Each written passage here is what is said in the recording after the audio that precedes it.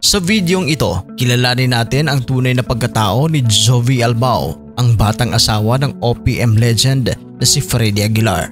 Siya ang babaeng naging bahagi ng isa sa pinakakontrobersyal na love story sa showbiz at musika ng Pilipinas. Si Jovi Albao ay isang simpleng dalaga mula sa General Santos City. Sa mundo ng Islam, kilala rin siya sa kanyang Muslim na pangalan na Seti Mariam. Nagkakilala sila ni Freddy at Jovi sa isang event sa Jensan kung saan bumisita si Freddy Aguilar bilang panauhing artista. Ayon sa mga ulat, 15 anyos pa lamang si Jovi nang maging malapit sila ni Freddy bilang magkaibigan. Pagkaraan ng ilang taon, nauwi ito sa isang relasyon at dito nagsimula ang kontrobersya.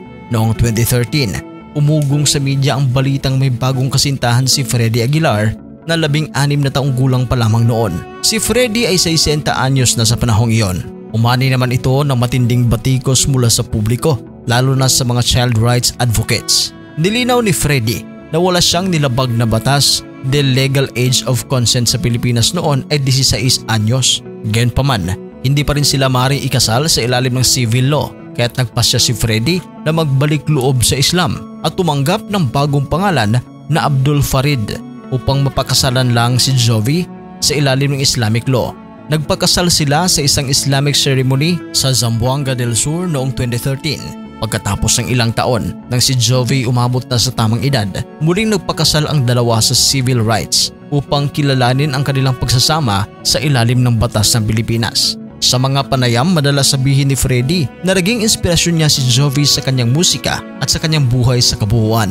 Bagamat lumabas sila paminsan-minsan sa publiko, pinili na mag-asawa ang tahimik at pribadong buhay. May mga anak si Freddy sa kanyang mga naunang relasyon, pero wala siyang inihayag na anak kay Jovi. Noong May 27, 2025, na maalam si Freddy Aguilar sa edad na 72 years old dahil sa multiple organ failure, habang ito'y nakakonfine sa Philippine Heart Center sa Quezon City. Bilang isang Muslim, siya ay inilibing sa Manila Islamic Cemetery sa parehong araw, alinsunod sa tradisyong Islam na ang yumaong Muslim ay kailangang mailibing sa loob ng 24 oras. Sa mga huling araw ni Freddy, nananatiling tahimik si Jovi Albao sa publiko. Ngunit sa social media, nagbahagi siya ng isang mensahe ng lakas at pag-asa, isang patunay na kahit sa gitna ng lungkot, pinipili pa rin niyang maging matatag.